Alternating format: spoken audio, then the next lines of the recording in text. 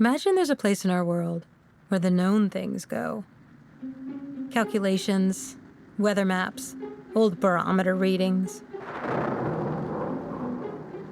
Strange weather lately, right? Tragic weather. Catastrophic weather. Snowmageddon. Heat apocalypse. It always makes me think of something attributed to Mark Twain. Everybody talks about the weather, but nobody does anything about it. Better check the forecast. Tonight, a dangerous winter storm is bearing down on the East Coast, with blizzard warnings issued for the New York City area and Boston. Oh geez, I hope people will be okay. Might as well catch up on my reading. I've been going through old issues of Poor Richard's Almanac. Let's see. 1753. In the preface, Benjamin Franklin looks back at 20 years of publishing his Poor Richard's Almanacs, and he makes this pretty corny joke about how no matter what weather he predicted day to day, year after year, his prediction was right. At least, he predicted the right weather somewhere in the world. In the 18th century, no one could really predict the weather, not like today. Tens of millions are in the path of this nor'easter that could bring record snowfall and coastal flooding. Time to batten down the hatches, and then escape over the threshold to a radio booth in New York during another terrible snowstorm, more than half a century ago. Ladies and gentlemen, a good morning to you. This is John Cameron Swayze in the NBC Newsroom in New York. Over a good deal of the storm area today, the forecast is for better weather, which is encouraging news to many thousands of people. We'll have details of this top subject during the broadcast. The Great Blizzard of 1947 hit New York the day after Christmas. If you were in its path, you likely lost power and couldn't listen to the radio or watch television. Life magazine printed photographs of people skiing through the streets. Movie theaters ran newsreel reports, very much in the style of the newsreel reports from the Second World War, which had only just ended. Friday, December 26, 1947. It's a black, white Friday in New York City as a snow cloud burst, as it's officially called, dumps 2 inches of snow an hour on the town. I've always been fascinated by how much weather reporting has in common with war reporting, as if the weather were an enemy to be battled, but so formidable that the weather nearly always wins. This time, the enemy had conducted a sneak attack. New Yorkers were blindsided. As many as 30,000 cars had to be abandoned by their drivers. It was a $6 million project to make New York's streets passable again. The storm extended from the nation's capital to northern Maine, but it was New York and its suburbs that bore the brunt of the fall. The officially recorded 26 inches was 5 more inches than the historic blizzard of 1888. For most of human history, people would wake up in the morning, look up in the sky, have a good idea, a reasonable idea, about what the day might bring, but no idea what tomorrow would bring. Today, I look on my phone, I can see the weather anywhere in the world, hour by hour. For the next week, I have an oracle in my back pocket, a tiny god. It's a kind of thing, a form of technology, a type of knowledge, that I tend to put in a category in my head that says, brought to you by NASA, or a product of the space race. And partly that's true. The weather app on my iPhone is a product of war, of all the wars of the 20th century. I'd like to know, what does it mean that I carry around in my back pocket, this little instrument of war? What does it mean to have at my fingertips the knowledge of what weather is going to happen next, everywhere? How has it changed the world to have this knowledge? To take it for granted, even. And there was one statistic that will probably stand. 99 million tons of snow fell on New York in 16 hours. Welcome to The Last Archive, the show about how we know what we know and why it seems lately as if we don't know anything at all. I'm Jill Lepore. This season is all about common knowledge, what everyone knows or thinks they know, knowledge people share in common. This episode, the weather. Everyone's always talking about it, but nobody ever does anything about it. Or do they? It's a big, messy, uncertain world, looking up to the skies, to the heavens, and trying to read in the clouds signs of what might happen next. Snow, rain, a beautiful day. It's an elemental curiosity, but it's also an urgent one. You can see why forecasting the weather is a linchpin of wartime planning. The weather can determine if you live or die, whether your crops fail, your boat sinks, you run out of water, you lose your home in a flood. Then there are the more ordinary matters. Do you need an umbrella today? I love the idea that I can know what's coming next. It's a comfort, but it's also strange, as if we could find such certainty in such an uncertain world. In the U.S., weather records go pretty far back. For centuries, farmers, factory workers, all sorts of ordinary people recorded the weather, little jottings and diaries mostly. People also consulted farmers' almanacs to look for weather predictions there. Something bigger started to happen, though, in the 1840s. A national data collection project headed up by a new national institution, the Smithsonian. I've got a graduate student, Adelaide Mandeville, working on a history dissertation about all of this, and I called her up, and she explained to me what the Smithsonian had been trying to do, and how it depended on the telegraph system. Working with the telegraph companies, they enlist, like 150 volunteers in the first year to start sending in their local weather observations. And then the Smithsonian takes all of that and maps it. And then 1870, I think, they make the first, national weather agency. So that's when it becomes a federal project. For a long time, that project relied on hundreds, even thousands of volunteers who sent in their local weather observations. And, as one meteorologist said in 1879, anyone could do it. There is one science which is within the grasp of every mind, and which to be successfully cultivated requires no preparation. The science of rain and fine weather, but which now receives the higher title of meteorology. By the end of the 19th century, experts were taking over. Eventually, the work of predicting the weather moved to the U.S. Signal Service, and then, in 1891, Congress created the Weather Bureau. It was a division of the Department of Agriculture. The chief of this new Weather Bureau, he didn't just oversee the collection of weather records. He was supposed to forecast storms and droughts and floods, anything that would affect agriculture or industry or commerce. The whole scheme had a kind of citizen science quality to it. The Weather Bureau wanted to make meteorology common knowledge. To teach people about the latest instruments, it installed little weather kiosks in 29 cities. Out there on city sidewalks, there were these boxes with maps and charts, thermometers and barometers. What the Weather Bureau really wanted was for newspapers to print weather maps.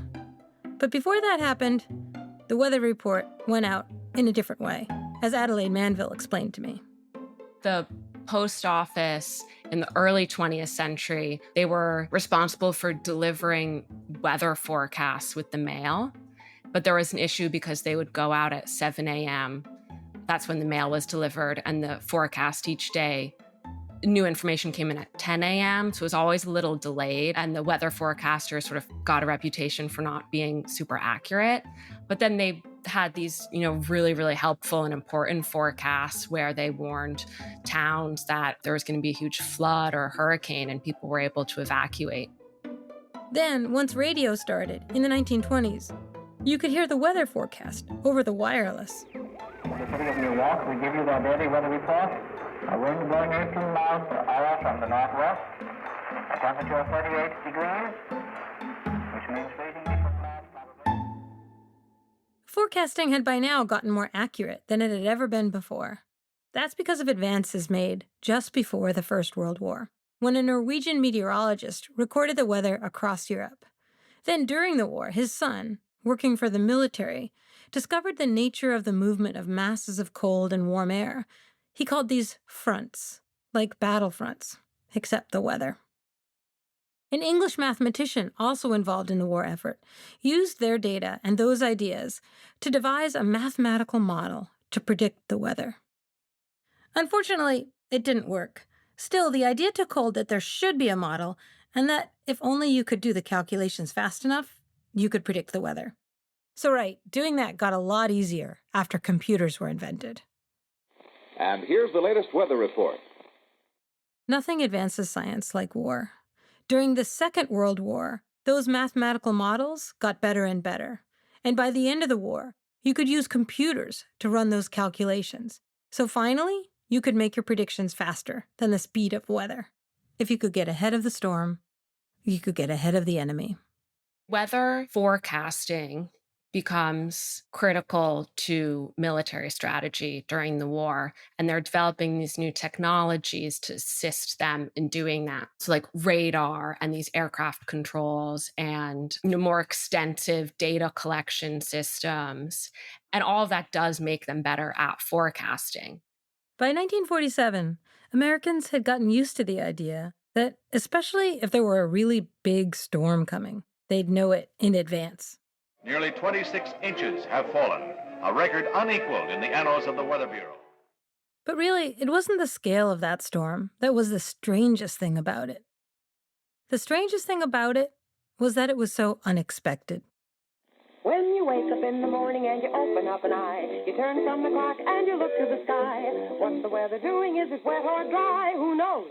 What's the weatherman? And here's the latest weather report. Extreme cold, temperature below zero.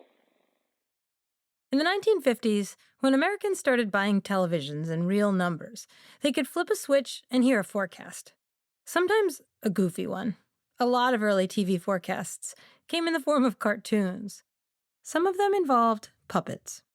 One was sponsored by Botany Neckties and featured a little woolly lamb. No recordings of the song exist, so we found the lyrics and made our own. It's hot, it's cold, it's rain, it's fair, it's all mixed up together. But I, as Botany's little lamb, predict tomorrow's weather. I love how silly these early weather reports were. But this goofiness didn't last long. Pretty quickly in those post-war years, television weather forecasting left lambs behind and settled into the style we still have today. The weather today, Montana in a real state of deep freeze, about 48 degrees near Helena, stormy along the Gulf of Mexico and Texas. A sober-looking fellow in a suit and tie, part sportscaster, part scientist. Generally, however, here in New York and out in Chicago, something resembling springtime, 58 degrees here in New York this afternoon. It's really a pretty big country after all. Lots of weather and lots of news. The buttoned-up weatherman and his straight-up forecast? This was a wartime offshoot, products of the Army and the Navy. The earliest national television weather forecast was made by a fellow who had had training in meteorology during the war. A lot of soldiers and sailors had gotten that kind of training. And when you look at it, even today, a modern weather report, the map, the pointer, the symbols, the presentation, it's like a military briefing, right? Oh, let me get the Weather Bureau here. We sent the weather. James, you there? In 1952, NBC launched The Today Show. U.S. weather forecast, you understand? Right in the Weather Bureau where they make the stuff. And we're ready for you. Go ahead, Jim. I'll put it on the map. The Today Show's anchor, Dave Garroway, in suit and bow tie, is on the phone with a guy from the Weather Bureau. He's in a studio kitted out with all kinds of gimcrackery. A giant telephone, a microphone the size of a broomstick hanging down his front, a bank of blinking television monitors. Very high-tech, 1950s style. But then, the telephone in one hand, he's got a piece of chalk in his other hand, and he starts writing the weather on a big chalkboard with a map of the country drawn on it. Here it turns to rain in Pennsylvania. About 32 up here. Freezing drizzle. He's not God, this guy, but here he is every morning, telling you what your day will be like, and for the most part, earning your trust. I think, having lived through some of this era, there was also something so seemingly simple about it. You get the weather report in the morning, you put on your windbreaker, you head out expecting rain. You get on with your day. There was a Cold War going on. The world might end in a blink, an atomic bomb, the end of life on Earth. But hey, you knew enough at least that you needed a windbreaker today. I want you to know your forecast is very good because it's raining right here in New York. All those long years of the Cold War, though, the 1950s, the 1960s, there was something else going on. For one thing, the weather forecasting was pretty good, reliable, useful, but it had stopped getting much better. Each war, the First World War, the Second World War, the Cold War, had advanced the science of meteorology. But weather as folklore, proverbs, that goofiness that started with Poor Richard's Almanac, went down to the singing lamb, that was still around too in a way. You can see it in one little town in America in 1970. Well, good morning, everyone. Time once again for the KRSB Mount Nebo Goat Report, the official goat report for Roseburg. Yes, you heard that right. The Mount Nebo Goat Report. In the city of Roseburg, Oregon. They went old school. The local news started issuing forecasts by reporting on the position of a herd of goats up on a mountain outside town, Mount Nebo. And I know this sounds crazy, but you really can use sheep and goats to predict the weather. They're pretty accurate. There's no end of proverbs about this phenomenon. When sheep gather in a huddle, tomorrow we'll have a puddle. That's true. And so, the KRSB Mount Nebo Goat Report. Goat rise came this morning at about 6:30 a.m., and at the moment we have somewhat scattered goats under an intense high goat pressure system. The goats are ranging this morning about mid-mountain, 3/4 of the way up Mount Nebo. Thus we will have a beautiful June morning once again. What I think is going on here is a kind of back-to-nature vibe. But there's something else here, too. An anti-war vibe. The idea that maybe the weather isn't brought to you by the military. Maybe the weather isn't the enemy. Maybe the weather could also just be goats up on a hill. Then, too, there's a sense here of the chaos of climate. By the 1970s, meteorologists were talking about the butterfly effect. The idea that a butterfly flapping its wings in one part of the world could have an effect on a weather system on the other side of the world. That wasn't really a new idea in the 1970s. It had first appeared in a meteorology journal in 1918 during the First World War about a different insect. A grasshopper in Idaho might conceivably initiate a storm movement which would sweep across the continent and destroy New York City. It was a very scary thought. It got much scarier somehow in the 1970s, in the middle of the Vietnam War. The weather is chaos. It's complicated, so formidably intricate, a set of innumerable forces intersecting in infinite ways. The system can never be reduced to any mathematical model. Not perfectly, anyway. But what if we didn't have to understand all that complexity?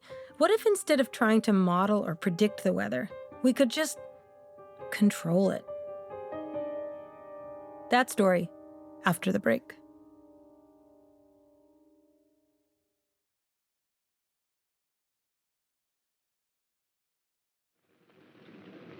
This is an airport weather station. Here, with their charts and their instruments, men try to predict tomorrow's weather. Quite often, they succeed. In 1958, CBS News reported on the latest research in the field of meteorology. The fact is that we don't know very much about the forces that create the weather. Therefore, we can't always predict with accuracy. Consider some of the things we don't know. Consider this cloud. The Cold War, the age of the atomic bomb, had given rise to a revolution in atmospheric sciences. And still, no one really understood the workings of weather. What exactly produces high winds, a hurricane, a tornado, a blizzard? Was it a butterfly on the other side of the world? What causes rain? How do clouds form? At the time, the field was on the verge of a major breakthrough in the work of a scientist named Joanne Malkus. CBS featured her research in its look at the latest goings-on in meteorology. Dr. Malkus is studying a tiny but very important part of weather, a cloud. Joanne Malkus, better known by a later married name, Joanne Simpson, was the first woman in the United States to earn a PhD in meteorology. Her whole career came out of the Second World War. She was always interested in flying and sailing and math, but didn't really have an interest in science until she went to University of Chicago. And then she describes her interest in meteorology as an accident of World War II. And she starts college in 1940, and then Pearl Harbor happens, and she says her whole world's in flames, and she really wants to contribute to the war effort. That's Adelaide Mandeville again. Simpson's father had been a reporter covering aviation. Her mother, a birth control activist. Her parents won't let her join the military and say you have to stay in college. And so she finds this aviation training program, World War II training program at University of Chicago that was started by this meteorologist named Carl Gustav Rossby, who many people considered like the greatest meteorologist of the 20th century. If you've ever flown on an airplane, you can thank Carl Gustav Rossby. He was key in identifying the jet stream.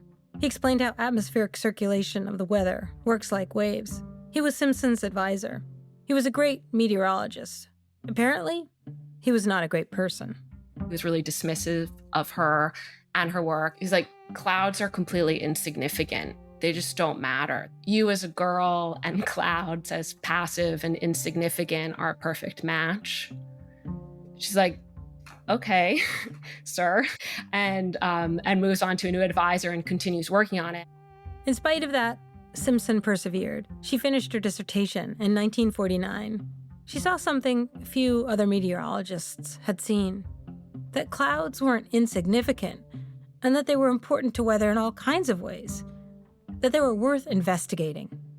It's almost as though, as a person whose own power had been invisible to a lot of people, including her advisor, she could see the power in something that looked like fluff. Here's Simpson in that 1958 CBS News story. We could understand what's happening in this coffee cup. We could begin to learn about clouds. There's heat and moisture in the coffee cup. Because hot air rises, we find motions. When I first watched this interview with Simpson, it drove me crazy that this important scientist has to introduce an idea using a coffee mug. I guess because she's a woman, but then it turns out it's a really good explanation. The steam coming up from the cup is water vapor, which is being condensed out into a lot of tiny little liquid water droplets. Something very similar to this is happening over the tropical ocean. Simpson spent much of her career flying through clouds and airplanes with cameras strapped to the nose, recording movements and taking measurements.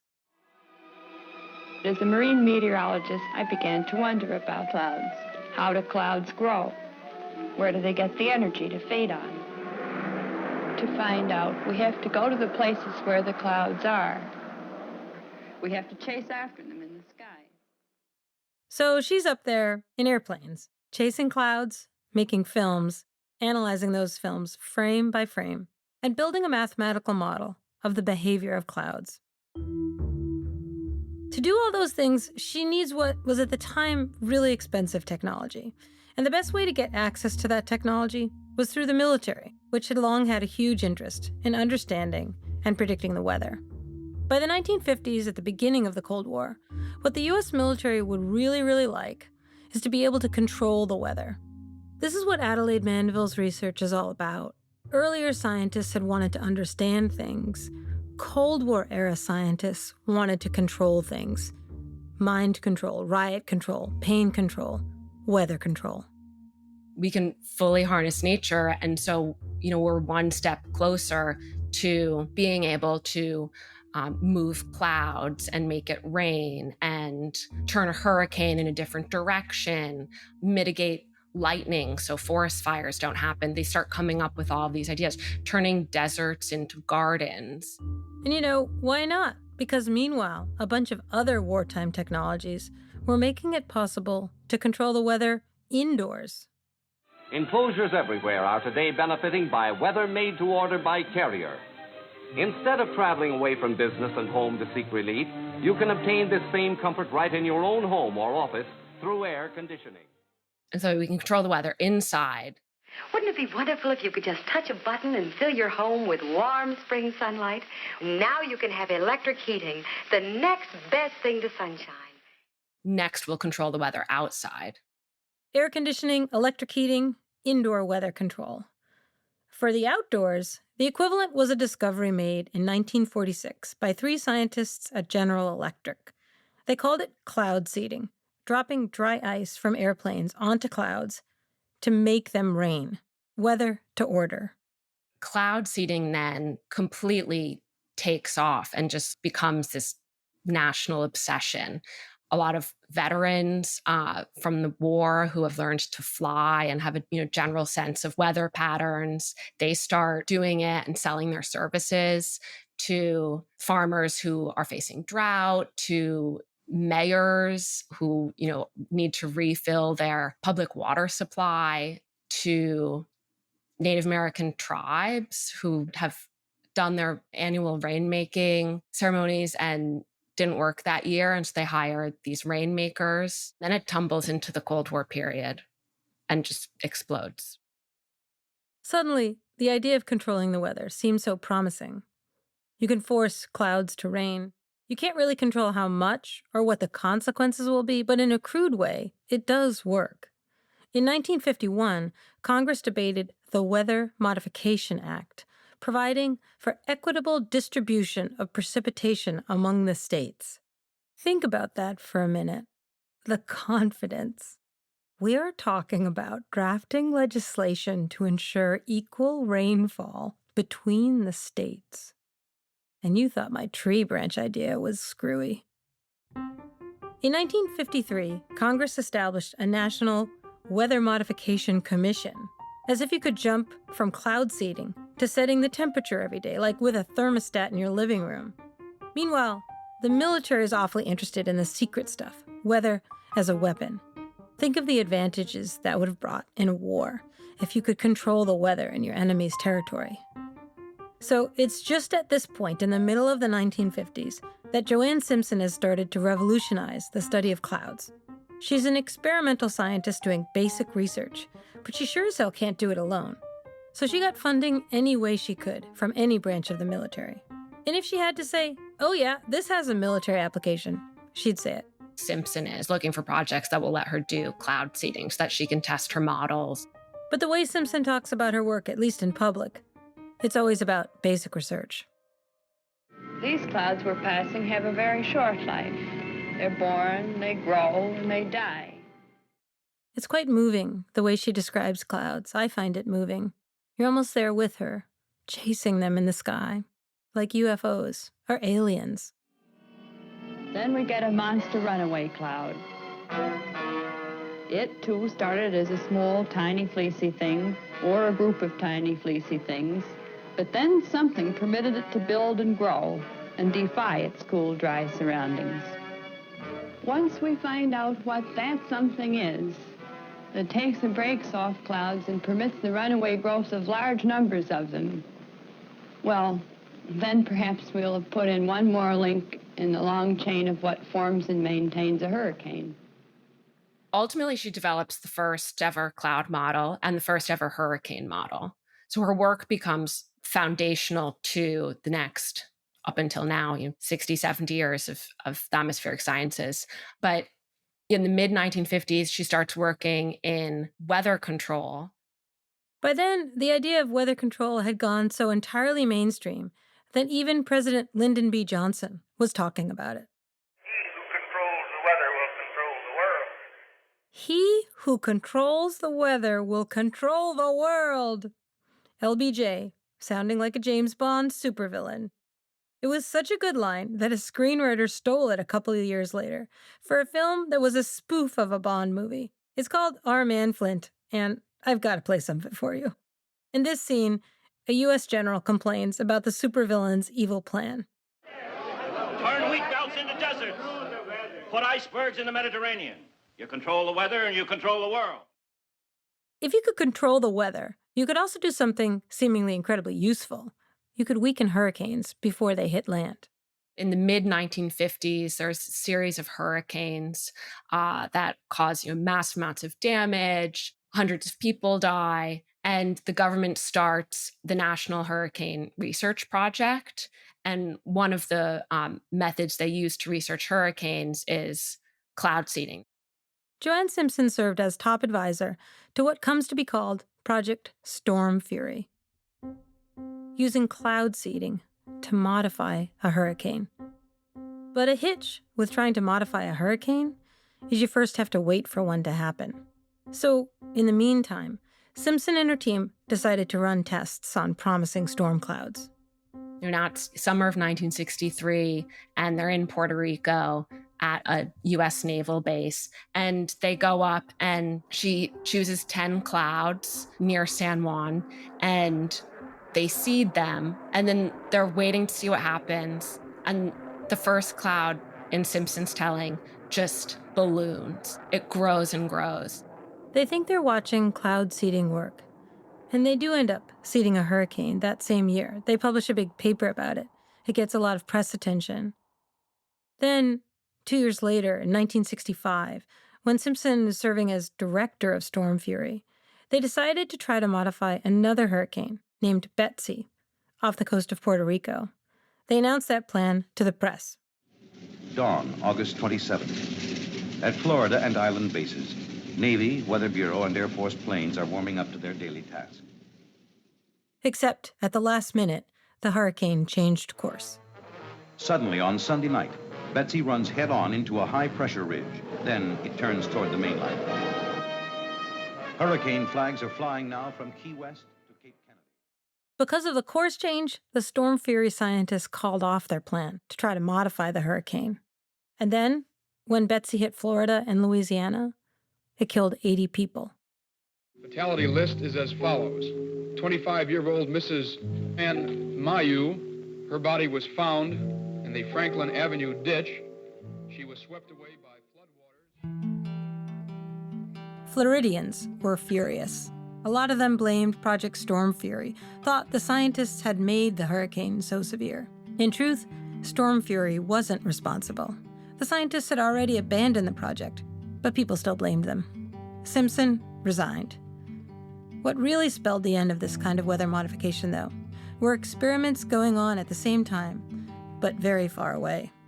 So they were using cloud seeding to disrupt flight patterns, or to try to do this, disrupt flight patterns to flood the Ho Chi Minh Trail so that they couldn't get supplies where they needed to go. During the Vietnam War, the U.S. government spent more than $20 million on this project, with few conclusive results. Much of the story didn't come out until the Pentagon Papers were leaked in 1971. They don't admit to using it until 1974. There's huge public backlash. The backlash against weather control was because it was associated with the many atrocities committed by scientists in Vietnam, Agent Orange, napalm. Years later, Simpson talked about this in an interview. I thought it was terrible. I mean, all my life I've tried to work for the betterment of the planet and the people, even in a small way, and then to use what I've done as some kind of a military thing, I obviously am very concerned and not happy about it. Simpson had gotten involved in this research because of Pearl Harbor. She'd gotten pretty much all her funding from the U.S. military during the Cold War. And then, after the Vietnam War is revealed to have been a series of frauds and lies and atrocities, she is shocked to discover that her research has been used to try to make it rain on the Ho Chi Minh Trail. I'm just not buying it. I can't look inside Joanne Simpson's heart, though, any better than I can see into a cloud. But I do know this. The revolution in atmospheric science that started during the Second World War came crashing down in the 1970s, in the aftermath of Vietnam. It wasn't only Vietnam that led to this turning point. It was also rising concern about another kind of weather modification, climate change. It turned out people were not controlling the weather, making it better, making it easier for farmers to grow, averting droughts and hurricanes and bad storms and heat waves. Instead, people were making the weather worse.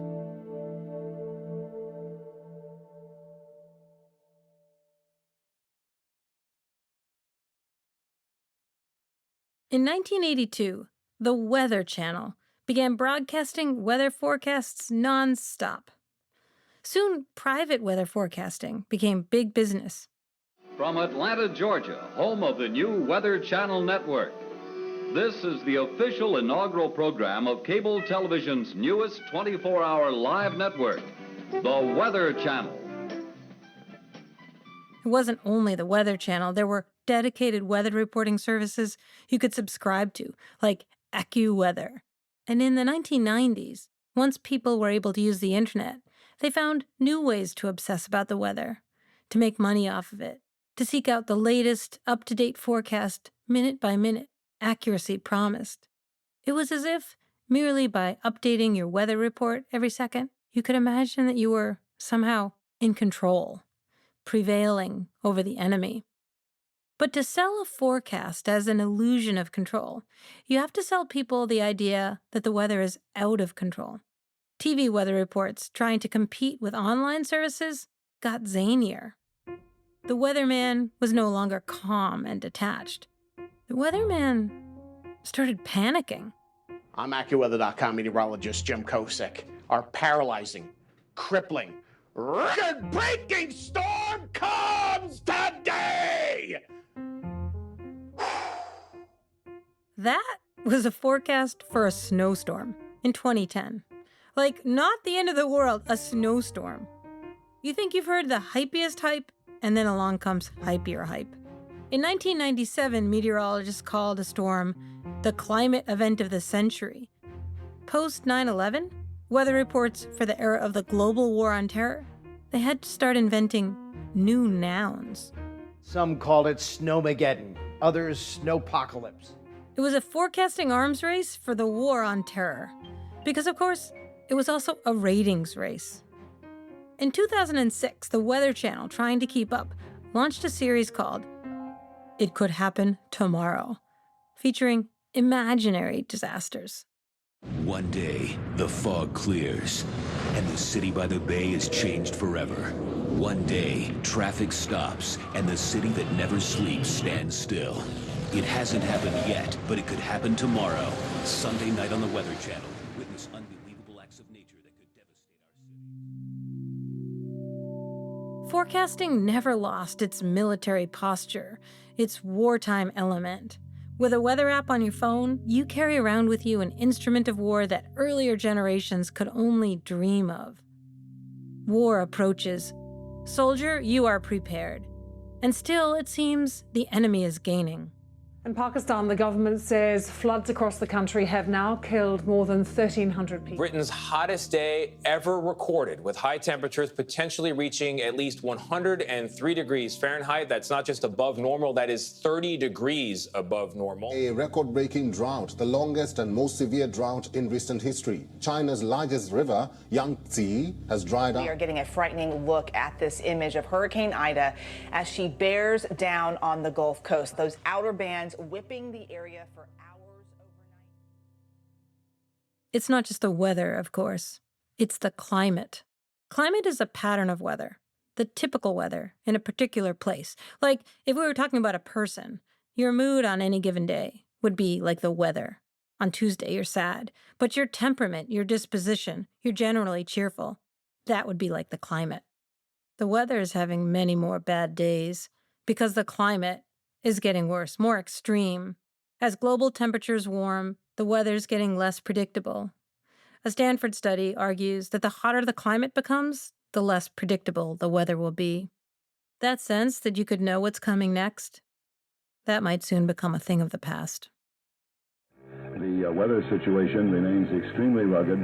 The entire state declared under a state of emergency by Governor Dukakis. When I was a kid, 11 years old, New England was hit with what everyone got to be calling the blizzard of 1978. It was the first time the local television stations ran continuous weather coverage, nonstop, for days. The kind of coverage that inspired the start of the Weather Channel. You'd look out the window, the blizzard. You turn on the TV, the blizzard. Snow-battered Boston is in the middle of the worst winter storm it's probably ever seen, and it's not over yet. The full fury of the winter blast is still with us. It's going to be all day, according to the latest word from the United States Weather Bureau. I've never forgotten this storm. I went to school that first day, a Monday. My parents went to work. Weather forecasting in the 1970s was already so hyped up and hyperbolic that a lot of people just ignored the forecast of a winter storm. Then, everyone got sent home. I remember riding on the school bus, not certain we'd make it through the snow. We've asked everyone to open their homes so that if there are any stranded motorists nearby, they may have refuge. The snow only fell for 2 days, but people were trapped for a lot longer. Winds blew snowdrifts 15 feet high. Hundreds of thousands of people lost power. In Massachusetts alone, 11,000 homes were destroyed. Coming in at the moment, further word from Boston Edison. Particularly, it's not good. We were hoping, from a report we had earlier, that we would get power back. People everywhere tried to help out. Rescue workers, homemakers, anyone. Movie theaters stayed open as shelters. Do they have to pay to get in? No, free admission. Free admission. Now, these people are just people stranded in the area. Right. Right. We're taking them all up there. It's a nice shelter for them. Like I said, the Red Cross is up there with Red Cross. It can be numbing, talking about the weather and climate change. But then I think about why I'm so haunted by the blizzard of 1978. In a town nearby, a boy about my age had gone missing. Every day, the radio gave updates on the search for him. That day, we'd got sent home from school. He'd gone out to play in the snow, and he never came in. The whole neighborhood, half the town, was out in the blizzard for hours looking for this boy. They didn't find his long-dead body until well after it was all over, his mitten sticking up from the melting snow. He tried to get back inside, fell over, just got buried under it. It was falling so fast. It's not some idle interest wanting to predict the weather. It's life or death. And it's not crazy wanting to control it. We are bags of water and bone, vulnerable to every wind, drought, heat wave, and rainstorm. But under the fury of each snowpocalypse lies a certain salvation in bearing witness to our common frailty, and in the helping, the rescuing, the fortifying one another against the storm, something the best weather-beaten newscasters know. At the height of the storm, Massachusetts Governor Michael Dukakis appeared on television, not in a suit and tie, but in a sweater, looking strained and exhausted. You see the weathermen, too, shaking, shuddering with the knowledge of it, even as storms come to an end. All our efforts to control our environment must inevitably fall short. We've learned that society is a pretty recent experiment, that Commonwealth Avenue at 5 a.m. on the morning of a blizzard with a power blackout can be frightening. But we've also learned that what we mostly do is help each other out. We went on living quietly, looking in on the neighbor just in case. I think it was a good moment. And I think that's something to remember till the next time. And I do try to remember that. And I have more occasion every year, because the blizzards are getting worse, because the climate is changing.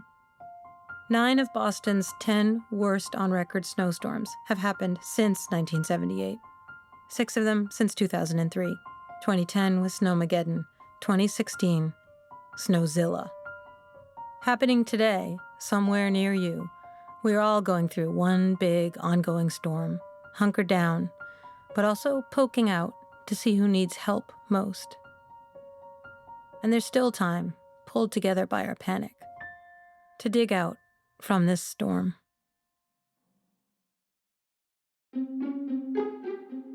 The Last Archive is written and hosted by me, Jill Lepore.